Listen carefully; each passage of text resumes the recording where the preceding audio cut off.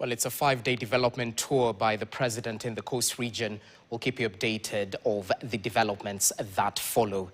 Now, serious allegations are now emerging over how the recent Matatu operators strike was planned, executed, and abruptly called off. KTN has received information that there were behind-the-scenes coordination involving secret meetings, infiltration within leadership circles, and claims of financial inducements that led to the suspension of the transporters' strike. Haman Kamariki with the details. Kenyans are still grappling with a high cost of living, largely driven by surging fuel prices, while fresh questions are being raised over whether the public transport crisis is purely economic or also influenced by political and strategic maneuvering. The Matatu sector is now sharply divided into two factions. One group pushing for the engagement with the government through structured negotiations, and the other insisting they were sidelined from critical decision-making procedures. Sources within the transport sector say about 16 leaders met on Sunday evening at a famous hotel in Nairobi. During the meeting, it is alleged that they agreed to declare a nationwide strike aimed at pressuring government to reduce fuel prices, specifically targeting a reduction of over 46 Kenya shillings on diesel. The plan reportedly included halting all Matatu operations, parking vehicles along major highways, and physically blocking key roads as a form of pressure strategy. However, shortly after the meeting concluded, the situation reportedly began to shift.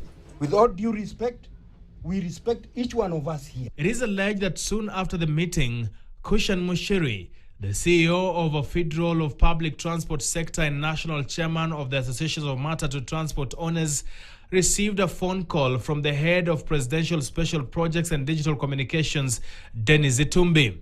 The caller is said to have indicated awareness of the strike plans, raising suspicions among some participants that details of the closed-door meeting had been leaked. In that communication, Itumbi allegedly urged Mushiri to suspend the planned strike and allow formal negotiations to take place involving relevant government officers, including Energy Cabinet Secretary Opiyo Ndai and Davis Chirchir. Despite the appeal, Matatu operators reportedly declined their proposal and went on with the strike. We had agreed not to stop the strike. That was the decision which he had from the word go. So many of us were not happy with the suspension of the strike. It is also claimed that a certain government-allied transport leaders were paid over 500,000 Kenya shillings each to support the suspension of the strike and help stabilize both political and economic tensions. Additionally, those individuals are alleged to have been facilitated with air tickets to Mombasa, where planned engagement with the president was expected. I don't understand the envelope thing, because I didn't see the envelope inside the room. There was no envelope.